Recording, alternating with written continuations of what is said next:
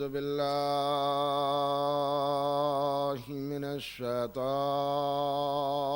اللعين الرجيم بسم الله الرحمن الرحيم الحمد لله رب العالمين والصلاة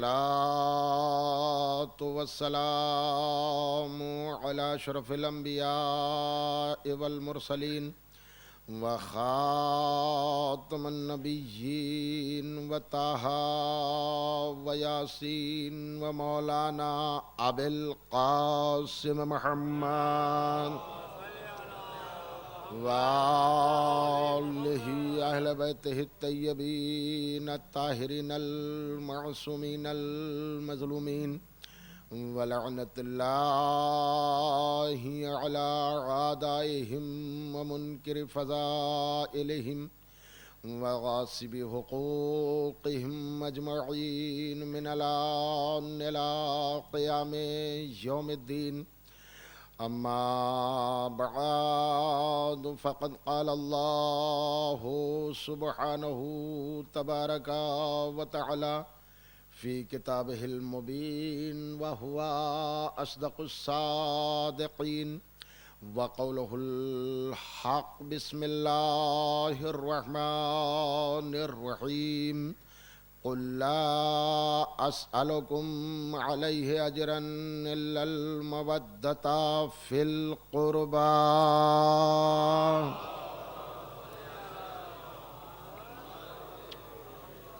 برادران ایمانی، وقت کم ہے، لہذا آج اور تمام مومنین کے لیے دعا کر رہا ہوں، اور خصوصاً جن مومنین نے صدر صاحب سے یا نائب صدر صاحب سے دعا کی درخواست کی ہے، اور جن مومنین نے مجھ سے دعا کے لیے کہا ہے، اور جنہوں نے نہیں کہا ہے، نہیں مل پائے، بہرحال تجھے واسطہ محمد آل محمد کا، خصوصاً بطول کا واسطہ، حاضرین میں جتنے بھی مومنین پریشان حال ہیں ان سب کی پریشانی کو دور فرما۔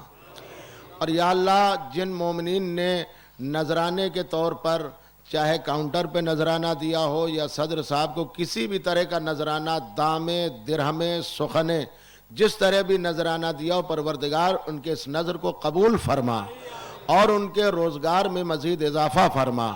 یا اللہ کل جہان میں جہاں جہاں بھی مومنین مومنات اور سچے مسلمان ہیں ان سب کے جان و مال کی حفاظت فرما۔ یا اللہ تجھے واسطہ محمد آل محمد کا، تمام مومنین و مومنات اور خصوصاً حاضرین میں جو مومنین بیمار ہیں ان سب کو شفاء کاملہ عطا فرما۔ یا اللہ تجھے واسطہ سید سجاد کی اسیری کا، جتنے بھی مومنین بلا خطا قید ظلم میں ہوں ان کو جلد سے جلد رہائی نصیب ہوں۔ یا اللہ جو مومنین بے اولاد ہیں آل محمد کے صدقے میں ان سب کو اولاد صالح عطا فرما۔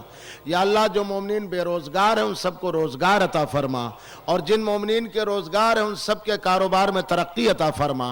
یا اللہ تجھے واسطہ محمد آل محمد کا امام زمانہ کے ظہور میں تعجیل فرما، اور ہم سب کو ان کے انصار میں شمار فرما۔ ایک صلوات پڑھیں محمد آل محمد۔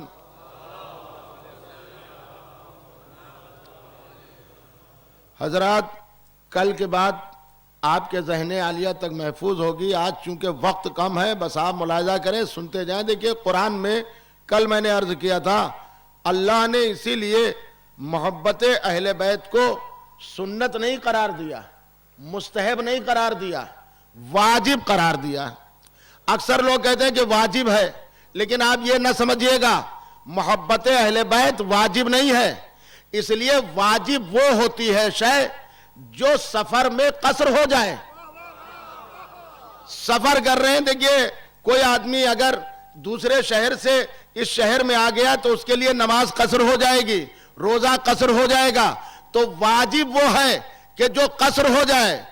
یہ ایسا واجب ہے کہ کہیں بھی جاؤ قصر نہیں ہے۔ میں ملاحظہ کریں، یہ دیکھیں پوری توجہ ہے نا، اس محبت میں کوئی قصر نہیں ہے کہ صاحب وہاں گئے تو اتنی محبت، یہاں آئے تو 12 سے 10 ہو گئے، نہیں، یہ اہل بیت کی محبت کو اللہ نے چاہے غار میں جائے کوئی، چاہے پہاڑ میں جائے، چاہے کوئی صحرا میں جائے، چاہے دریا میں جائے، چاہے شہر میں جائے، چاہے بستی میں جائے، چاہے قریے میں جائے، چاہے کسی ملک میں جائے، محبت علی برابر رہے گی۔ بھائی ملاحظہ کریں، محبت علی گھٹتی نہیں ہے۔ اور کل میں نے آپ کی خدمت میں عرض کیا تھا کہ اللہ نے جنت میں نبی کو بلایا کیوں تھا؟ معراج پہ یہی بات عرض کی تھی، کیا مسئلہ تھا؟ کہا صاحب نور زہرا کے لیے بلایا تھا۔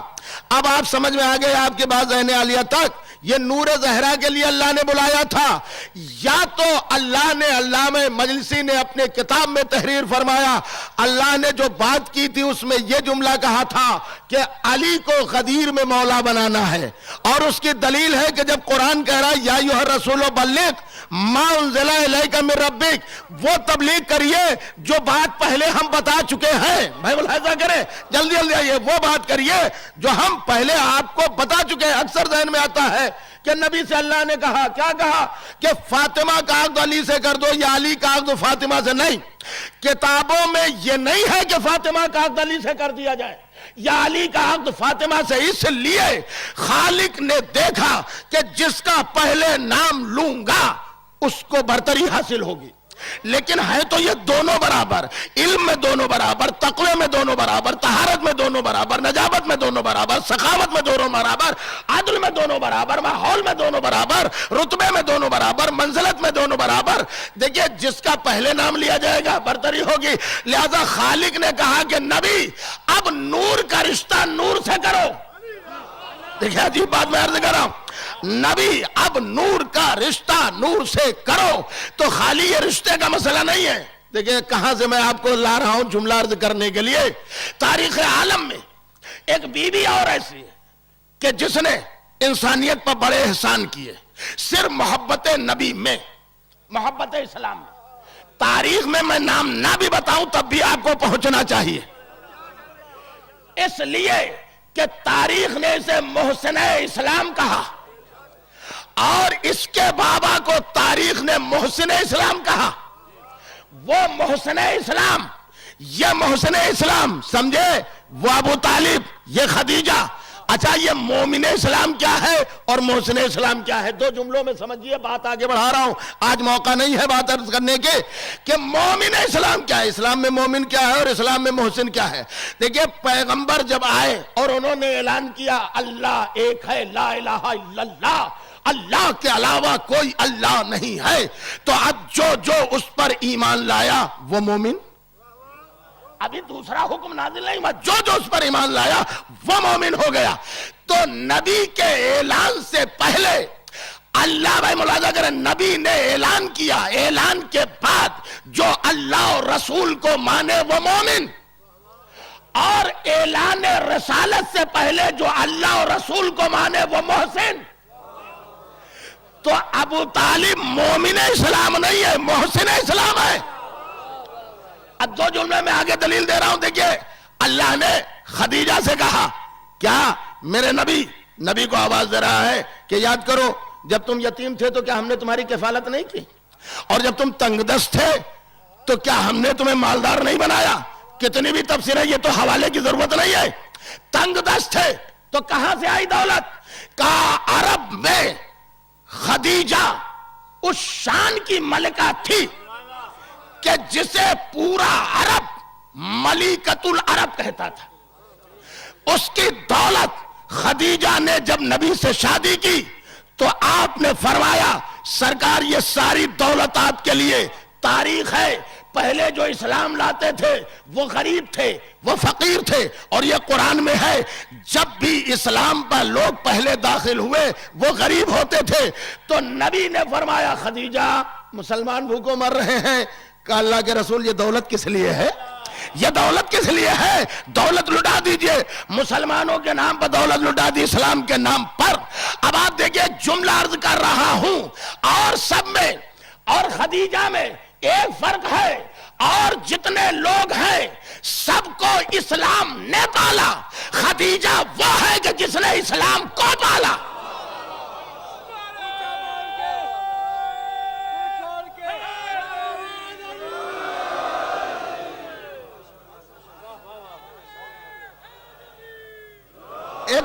باواز بلند صلوات پڑھیں محمد آل محمد.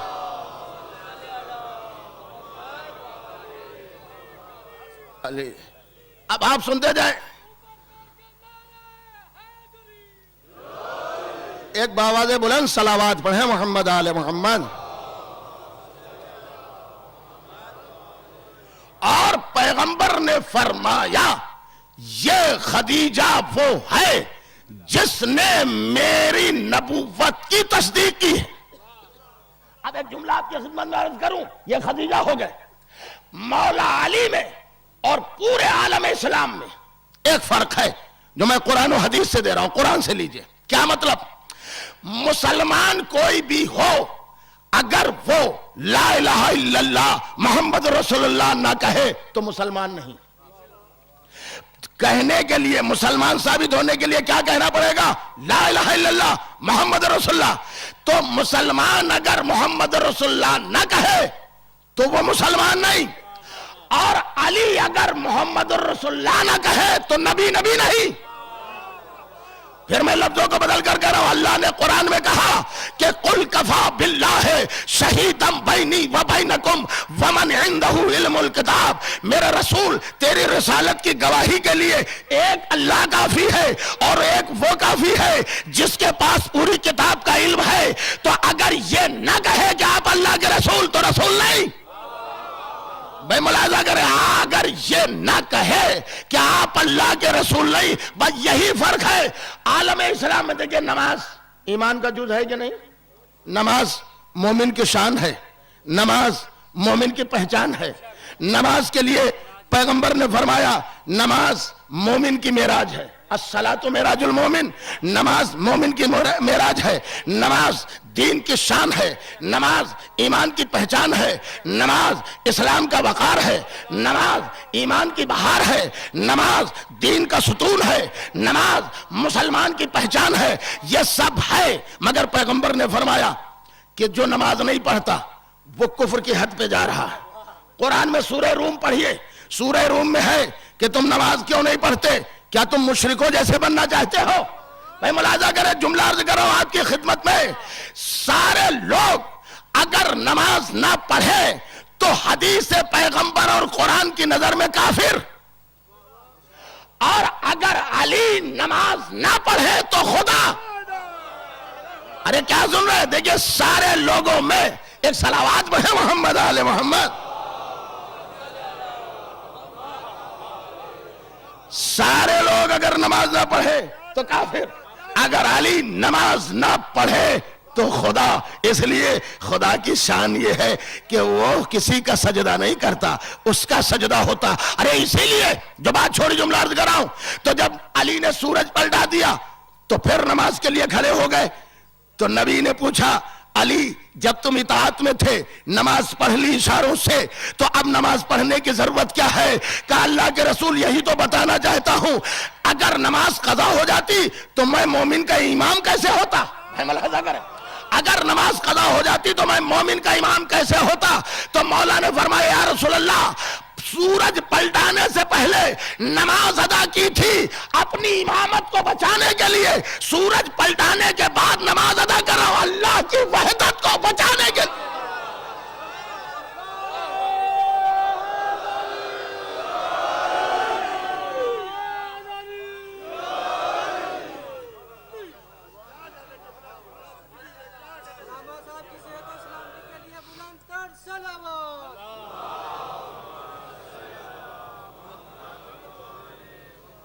تو پہچانو تو معیار کیا ہے. اب ایک جملہ آپ کی خدمت میں عرض کر رہا ہوں, دیکھیے وہیں پہ آ گیا حدیث آدھی سنی ہوگی, حوالہ اس میں حوالہ دینا پڑے گا ورنہ لوگ بعد میں سوال کریں گے, اس سے اچھا پہلے جواب دے دیں.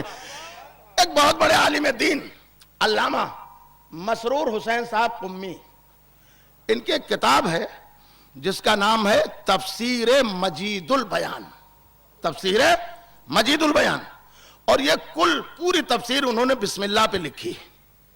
اس میں انہوں نے ایک حدیث بیان کی. دیکھیں میں نے شاید کبھی مجلس میں گزارش کی تھی, ہمارے یہاں حدیث جتنی ضرورت ہوتی ہے ہم اتنی پڑھتے ہیں, لیکن حدیث کچھ اور ہے. کیا حدیث ہے؟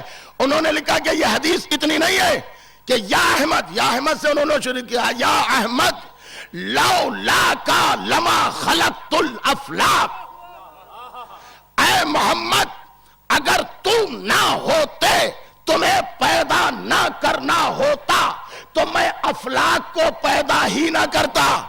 افلاق سمجھے زمین، آسمان، چاند، سورج، دریا، درخت، خضر، سکندر، کسی کو میں پیدا نہ کرتا۔ مگر اس کے آگے اور حدیث لکھتے ہیں کہ حدیث پوری نہیں ہے، یا احمد لولا کا لما خلقت الافلاق ولولا علی لما خلقتکا ولولا فاطمہ لما خلقتکما۔ فرماتے ہیں محمد اگر تمہیں پیدا نہ کرنا ہوتا تو میں افلاق کو نہ پیدا کرتا، اور اے آل محمد اگر علی کو پیدا نہ کرنا ہوتا تو محمد تمہیں پیدا نہ کرتا۔ اگر علی کو پیدا نہ کرنا ہوتا تو محمد تمہیں پیدا نہ کرتا، اور اگر فاطمہ کو نہ پیدا کرنا ہوتا تو نہ محمد تمہیں پیدا کرتا نہ علی تمہیں پیدا کرتا۔ بھائی جملہ سنیے، تشریح سنیے۔ اب آگے تشریح لکھی کیا؟ کہ نبی نے خود اعلان کیا محمد کون ہے؟ محمد نے اعلان کیا علی کو مجھ سے وہی نسبت جو جسم کو سر سے ہے۔ فاطمہ کے لیے اعلان کیا کہ فاطمہ میرے قلب کا ٹکڑا۔ اب وہ اس کے آگے لکھتے ہیں کہ اگر کوئی انسان بھائی ملاحظہ کرے علی کون ہے؟ نبی کا سر۔ اب آپ ملاحظہ کریں، نبی نے اسلام کے لیے کہا ہے علی کون ہے؟ نبی کون ہے؟ نبی تو اسلام ہے، مجسم اسلام ہے۔ علی کون ہے؟ اسلام کے دماغ کا نام علی ہے اور اسلام کے دل کا نام فاطمہ ہے۔ اب اگر کسی انسان کا دل ختم ہو جائے تو مردہ، دماغ نہ ہو بیوقوف۔ ملاحظہ کریں، جملے سنتے آئیے دیکھیں یہی پر، اس لیے پیغمبر نے فرمایا فاطمہ میرا ٹکڑا ہے۔ اچھا کون ہے؟ اسی قلب نبی پر تو قرآن نازل ہو رہا ہے، اسی پہ تو نازل ہو رہا ہے، یا کہیں اور؟ قلب محمد۔ اب آپ دیکھیے مولوی انتظار حسین صاحب قبلہ نے لکھا کہ فاطمہ زہرا جب آتی تھی تو نبی تعظیم کے لیے کھڑے ہو جاتے تھے، اور جب قرآن آتا تھا تو بیٹھے رہتے تھے، اور یہاں تک کہ لکھا دیکھیں ہے کتابوں میں، پڑھ لیجئے، حوالے کی اب ضرورت نہیں ہے۔ نبی جہاں جہاں گئے اللہ نے کہا تیرا خادم جبریل وہیں آیتیں لے کر آئے گا، تو غدیر میں جائے گا تو جبریل غدیر میں آئے گا، تو شب ہجرہ جائے گا تو جبریل وہاں آئے گا، تم ممبر پہ ہوگا جبریل آیتیں ممبر پر لائے گا، تم مکے میں ہوگا جبریل مکے میں آیتیں لائے گا، تو مدینے میں ہوگا جبریل مدینے میں آیتیں لائے گا۔ جہاں جہاں تم جاؤ گے جبریل وہاں وہاں قرآن لے کر آئے گا، مگر کہیں کھڑے ہونے کا ذکر نہیں ہے۔ مگر جب بی بی آتی ہے تو نبی کھڑے ہو جاتے۔ کیا بات ہے؟ اب میں مثال دے دوں، حالانکہ یہ بزرگوں کے لیے مثال دے رہا ہوں چونکہ بچے اب یہ نہیں سمجھ پائیں گے، مثال 10 سال بعد بالکل ختم ہو جائے گا۔ پہلے جب کوئی وطن سے نکلتا تھا، اگر بیٹا چلا تو باپ کہتا تھا بیٹا دیکھو جب پہنچ جانا وہاں تو خط ضرور لکھنا، اور کوئی تو نہیں تھا ذریعہ، خط لکھنا، یا دوست کو خط لکھتا تھا۔ ایک دوست نے خط بھیجا دوست کو، اور وہ آیا ڈاکیا اور خط دیا یہ فلاں صاحب کا خط ہے، انہوں نے پڑھا اور طاق پہ رکھ دیا۔ اور اب وہ لکھتے ہیں کہ کیا وجہ ہے کہ جب قرآن آتا تھا تو نبی تعظیم کے لیے نہیں کھڑے ہوئے، جب بی بی آئی تو پیغمبر تعظیم کے لیے کھڑے ہو گئے، تو کہا بس دوست تک کا خط آیا مگر انہوں نے رکھ دیا الماری پر، دوسرے دن وہ دوست خود بخود آ گیا اور دق الباب کیا کون؟ میں تمہارا دوست۔ اب وہ کھڑے ہو گئے اور پہلو میں جگہ دی اور اپنی جگہ پر بٹھایا اور بولے خیریت کیسے؟ میں نے کہا بھئی کل ان کا خط آیا تھا تو آپ کھڑے نہیں ہوئے تھے، آج یہ آگے تو کھڑے ہو گئے۔ کہا آپ کو اتنا بھی نہیں معلوم یہ ان کی تحریر تھی، آج یہ مجسم خود آ گئے۔ اب آپ سمجھے وہ قرآن کی تحریر ہے، یہ فاطمہ مجسم قرآن ہے۔ صلوات بہ محمد آل محمد۔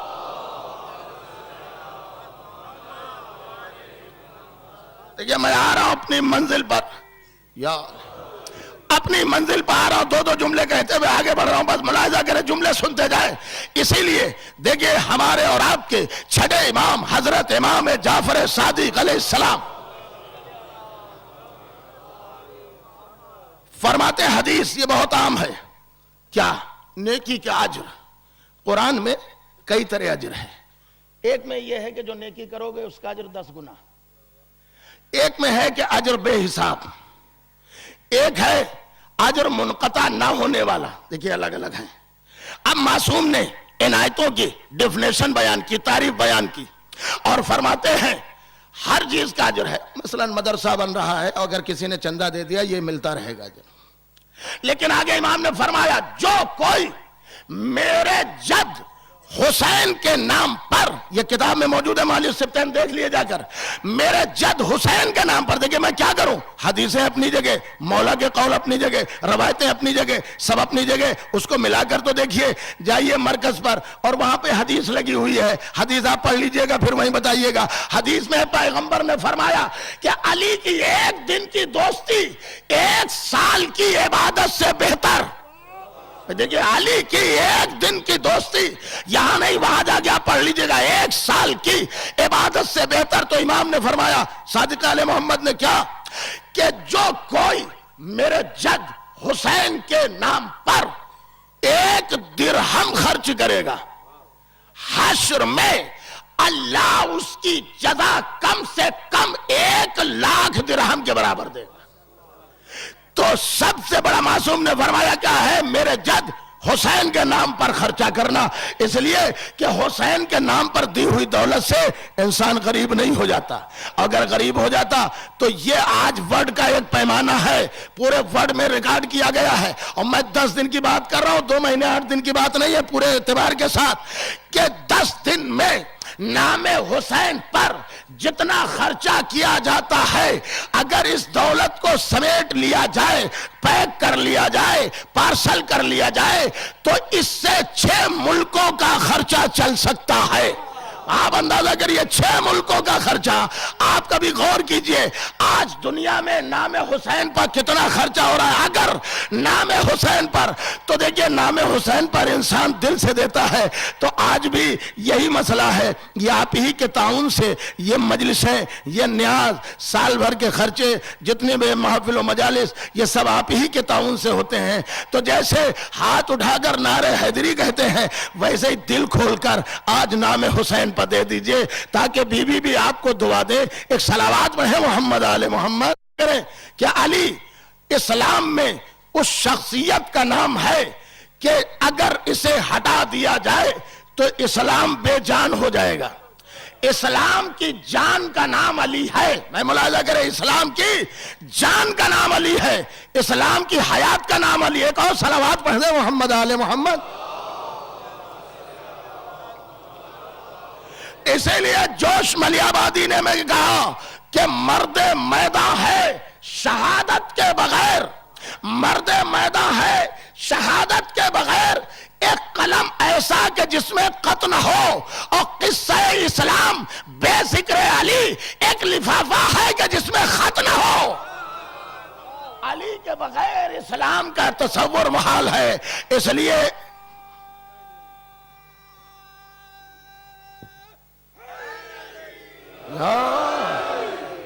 اب میں جملات کی خدمت میں دیکھیے، علی کا نام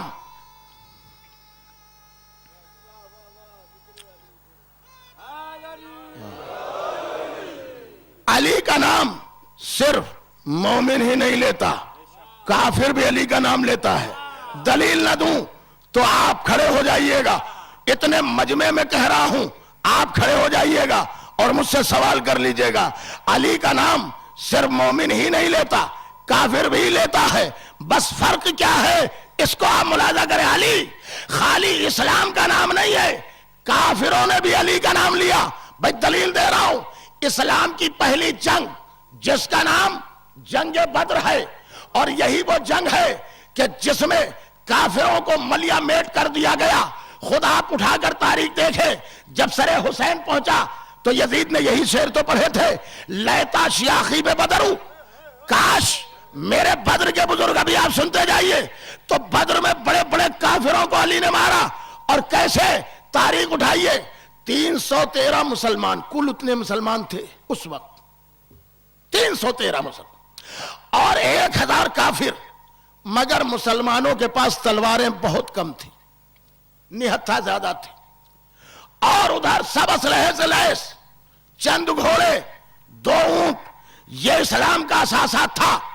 مگر تاریخ نے لکھا 1000 میں سے 70 کافر اسیر ہو گئے، اور 70 کافر قتل ہوئے، باقی سب بھاگے. مگر یہ بھی تاریخ نے لکھا کہ جن 70 کو قتل کیا گیا ان میں 35 کو علی نے قتل کیا، باقی کو سب نے مل کے قتل کیا، باقی کو سب نے مل کے قتل کیا۔ اب یہ تو سمجھ میں آ گیا اسلام میں جتنا پورے مسلمانوں کا حصہ تنہا اتنا علی کا حصہ ہے، ملاحظہ کریں سب کو۔ اسی لیے جناب مقداد بیان کرتے ہیں کہ میں نے شیر خدا کا جلوہ، اللہ کے شیر کا جلوہ بدر میں دیکھا کہ جب بپھرے ہوئے شیر کی طرح علی نے تلوار چلائی، ابھی تو اللہ کے یہاں سے وہ ذوالفقار آئی بھی نہیں ہے، ابھی تو باپ کی دی ہوئی تلوار ہے، اور وہ تلوار چلائی، وہ کافروں کو مارا کہ جب 35 کو مارا تو سینکڑوں بھاگنے لگے، اور وہ لکھتے ہیں کہ یہ میدان تھا، چاروں طرف دشمن بھاگ رہا تھا، چاروں طرف کافر بھاگ رہا تھا، مگر ایسے نہیں، بدحواسی میں بھاگ رہے تھے اور پکار پکار کے کہہ رہے تھے بھاگو علی آ رہے، بھاگو علی آ رہے، بھاگو علی آ رہے، بھاگو علی آ رہے۔ مقداد کہتے ہیں میں نے کافر کی کلائی پکڑی اور کہا کہ نادان کافر، علی کا تو یہ وطیرہ ہے کہ کبھی کسی بھاگتے کا پیچھا ہی نہیں کرتے۔ ارے مولا سے پوچھا گیا مولا جب دشمن زد پہ آ جاتا ہے اور بھاگ رہا ہوتا ہے تو آپ قتل کیوں نہیں کرتے؟ تو مولا نے فرمایا تم نے سمجھا ہی نہیں، کوئی بھاگتا نہیں ہے میدان سے مگر اپنی جان کی بھیک علی سے مانگتا ہے، اور علی سخی کا بیٹا ہے، میدان میں بھی ہم کافر کو بھیک دے دیا کرتے ہیں، کوئی بھاگتا نہیں ہے مگر جان کی بھیک مانگتا ہے۔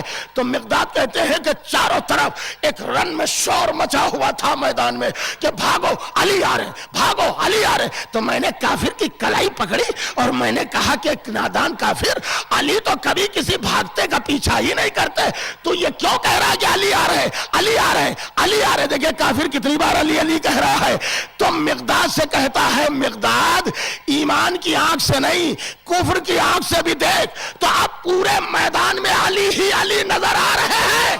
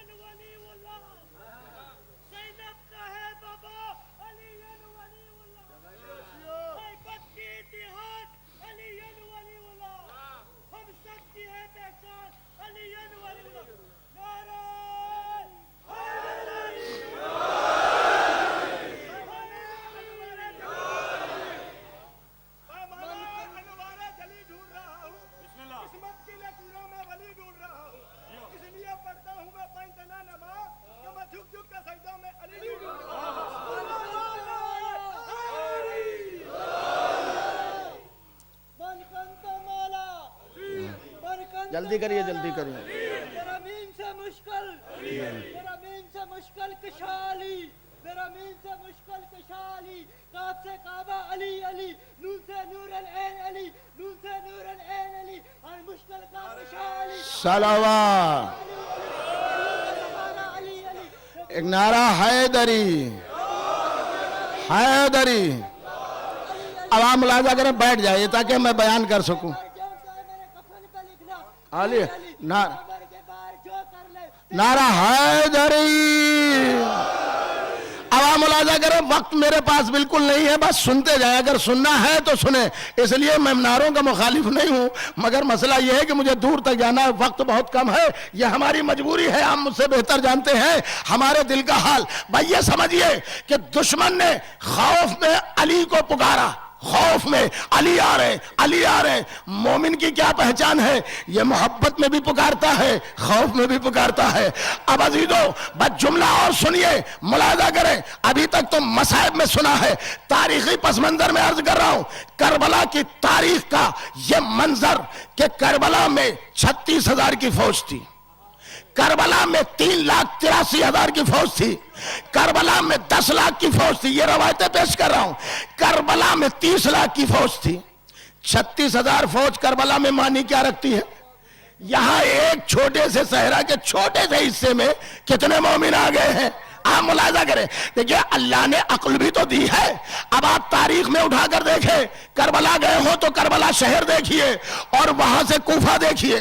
کوئی اعلان حاکم کا ایسا نہیں تھا جس میں یہ کہا گیا ہو کہ کوئی ہمارے مملکت میں ایسا نہ رہے جو حسین کو قتل کرنے کے لیے نہ آئے. کوئی بچے گا نہیں سوائے بچہ, بوڑھا یا بیمار.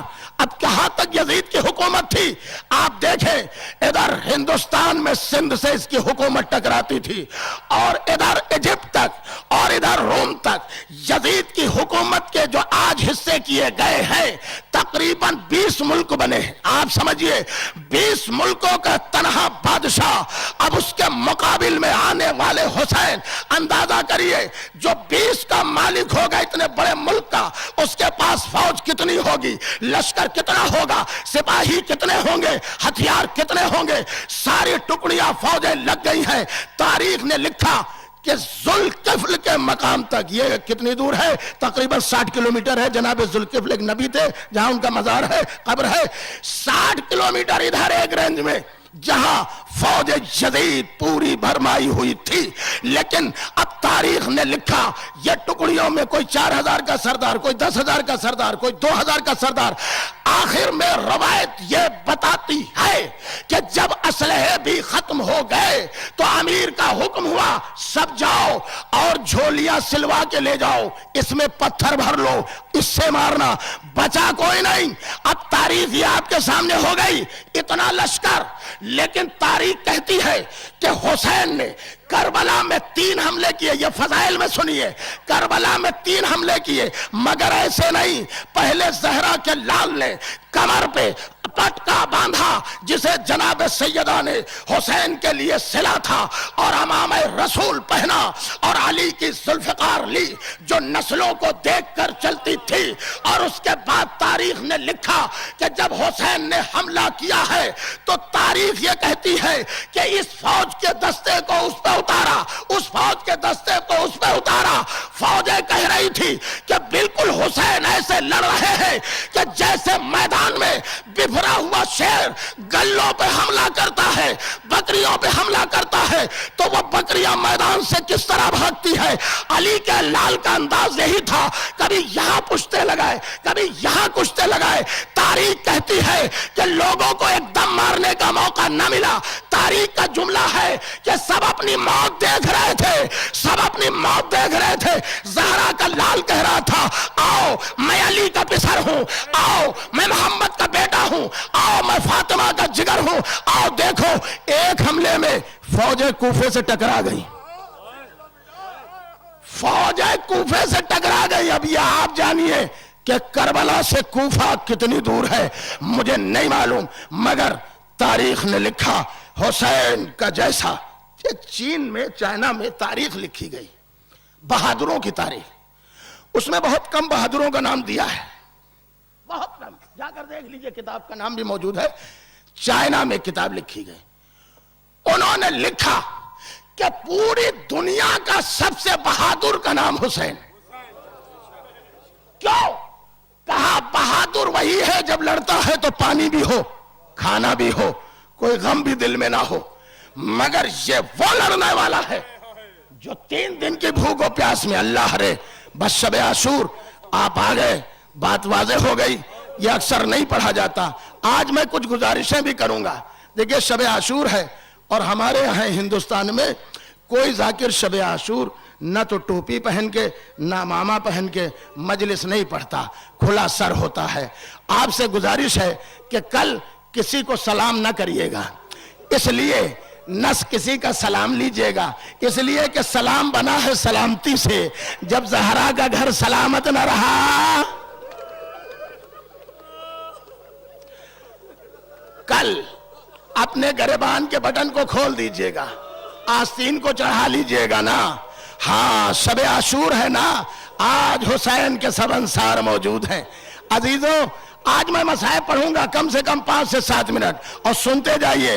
اگر کوئی کہے برداشت نہیں ہوتا تو میں کہوں گا برداشت کرو, تم حسین کے مصائب سننے آئے ہو. حسین نے کیسے برداشت کیا, کیسے برداشت کیا.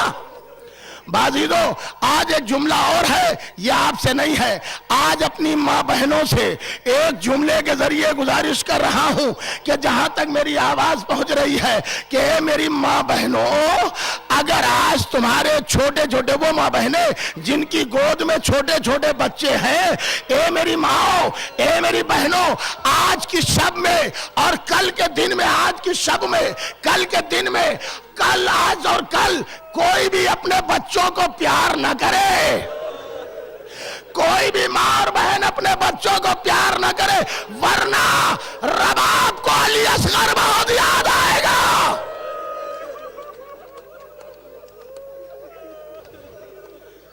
जज़ाकुम रब्बकुम, खुदा आपको किसी गम में न रुलाए। हाँ, अब आज सुनते जाइए, रोते जाइए। अजीजों, क्या ये मसाइब जुमला रोने के लिए कम है? जुमला एक अर्ज कर रहा हूं, सैयद सज्जाद ने गश से आंखें खोली, गालिबन यही वक्त था। देखिए आज शब आशूर आप बैठे हैं, आपको जंगल में कोई मोहब्बत और नहीं खींच के लाई, हुसैन की मोहब्बत। आज देखिए पूरी दुनिया में जहां जहां भी मोमिन और क्या गैर मोमिन, सब हुसैन की मोहब्बत में आंसू बहा रहे हैं। बाजीजो, मैंने किताब में पढ़ा, सैयद सज्जाद की गश से आंख खुली तो कहा फूफी अम्मा ये आवाजें किसकी हैं? तो कहा मेरे लाल वो हुसैन के अंसार, तुम्हारे बाबा के सहाबी, उनकी आवाज है। कहा बाबा को बुला दिया जाए। बाबा आ गए। कहा बाबा इन असहाब के खैमे जरा दूर लगवा दीजिए, इनकी आवाजें यहां तक आ रही हैं, मेरी फूफी के कानों तक आ रही हैं। एक बार हुसैन ने कहा सज्जाद क्या कह रहे हो? कहा ये खैमे करीब है, इन्हें दूर लगा दिया जाए, दूर हटवा दिया जाए। हुसैन कहते सज्जाद आज खैमे और लगा रहने दे, अब कल तुम जानो खैमे जाने। जज़ाकुम, खुदा आपको किसी गम में न रुलाए सिवाय गमे मजलूम करबला के। हुसैन ने एक आवाज दी थी, कहा था अब्बास के जरिए थे, इसी शब की मोहलत ली थी कि हुसैन ने फरमाया था मैं कुरान पढ़ना चाहता हूं, मैं नमाजें पढ़ना चाहता हूं। बाजीदो शब की मोहलत तो मिली, मगर हुसैन आधी रात को खैमों में जा रहे हैं कि देखे कौन किस हाल में है। सबके खैमे में जाकर जब रबाब के खेमे में गए तो देखा रबाब झूला झुला रही है और कहती जा रही मेरे लाल अली असगर तुम 3 दिन के भूखे प्यासे हो, लेकिन मुझे भी तो मालूम हो गया है कि तुम्हें हुरमुला के तीर का जवाब देना होगा ना। मेरे लाल तो अली असगर तुम्हें माँ के हक की कसम है कि जब हुरमुला का तीर आए तो बढ़ के गला बढ़ा देना मेरे लाल, और रोना नहीं। और ए मेरे लाल जब दादी की खिदमत में जाना और दादी जहरा कहे कि मेरे असगर तू प्यासा बहुत है, पानी पी ले, तो मेरे लाल असगर तुम्हें मेरे हक की कसम है पानी न पीना और कहना मेरा बाबा प्यासा।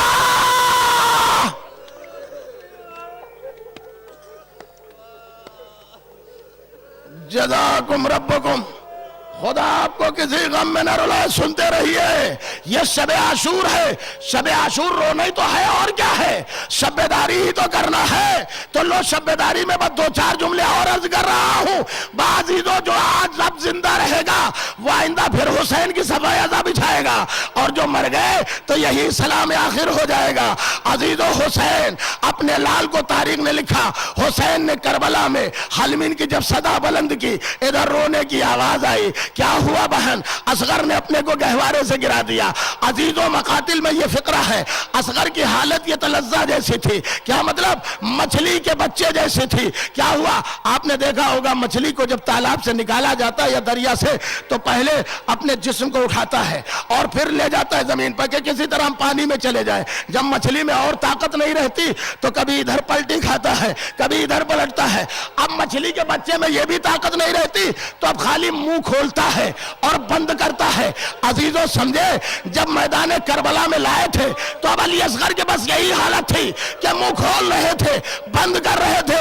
अजीजों रबाब कहती मेरे लाल अली असगर,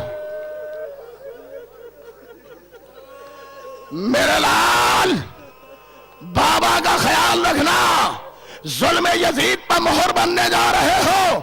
हुसैन एक 6 महीने के बच्चे को करबला में लेकर आए, आवाज दी मुसलमानों ارے تم تو میرے نانا کا کلمہ پڑھتے ہو، دیکھو یہ 6 مہینے کا بچہ ہے، اس کا تو کوئی قصور نہیں ہے، آؤ تم تو اولاد والے ہو نا، اسے پانی پلا دو۔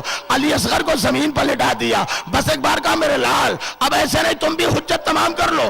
علی اصغر نے پپڑائے ہوئے ہونٹوں پر زبان پھرائی، فوج اشقیاء میں بھی تلاطم ہوا۔ عزیزو ایک بار ہرملا کو بلایا گیا، حسین کے کلام کو قطع کر دے۔ میں پتہ نہیں یہ عزادار سن سکیں گے یا نہیں، مگر سنو بیٹھ کے، میں نے کتاب میں پڑھا ہے، کتاب کا نام ہے تشریح المصائب، اس میں لکھا ہے کہ ہرملا ہی کو کیوں بلایا گیا، اس لیے عرب کا یہ سب سے بڑا تیر انداز تھا۔ اس کتاب میں یہ فقرہ ہے کہ 3 بھال کا تیر تھا، 3 بھال کا تیر، یہ تیر جنگل کے بڑے جانوروں پر چلایا جاتا تھا، جنگل کے بڑے جانوروں پر۔ تشریح المصائب میں لکھا کہ ہرملا اتنا بڑا تیر انداز تھا کہ جب وہ تیر چلاتا تھا، تشریح المصائب کا فقرہ ہے کہ تو 6 لوہے کی دیواروں کو پار کر جاتا تھا اس کا تیر۔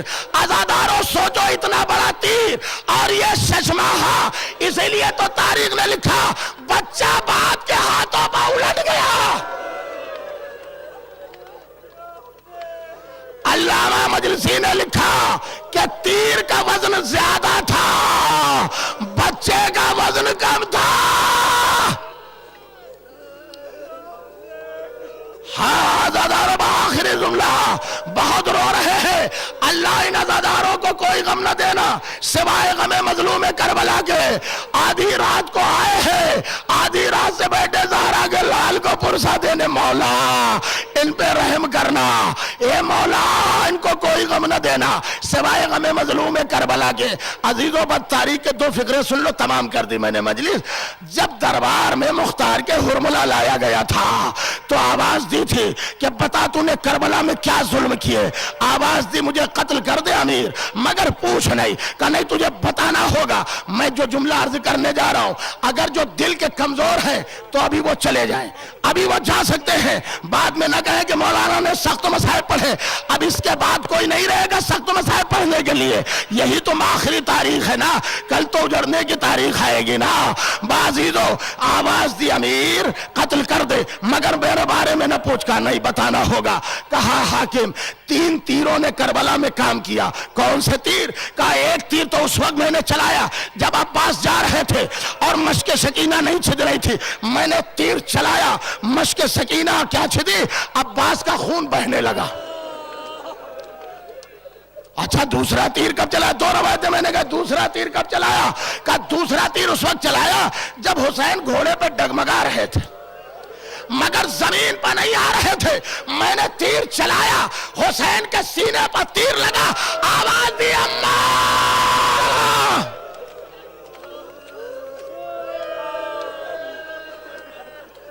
اچھا تیسرا تیر کب؟ اس کے بارے میں نہ پوچھ، مجھے افسوس ہے، آج تک افسوس ہے، نہیں بتانا ہوگا۔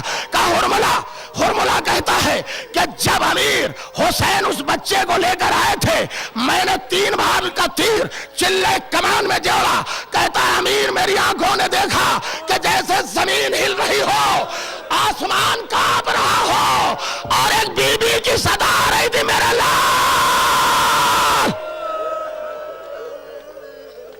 میں نے ایسا تیر چلایا کہ اصغر کا گلا حسین کا بازو۔ ہاں آج اصغر کا گہوارہ بھی نکلے گا، دیکھیے اصغر کی شبی نہیں نکلتی ہے، گہوارہ نکلتا ہے۔ بآخری فقرے سن لیجئے، مجلس تمام کر رہا ہوں۔ کتابوں نے لکھا ہے کہ جب رباب کی مدینے میں وفات ہو گئی، عزیزوں جب انہیں غسل دیا گیا اور چادر ہٹائی گئی، چادر کو الگ کیا گیا تو چادر میں کوئی چیز بندھی ہوئی تھی، ختم کیا۔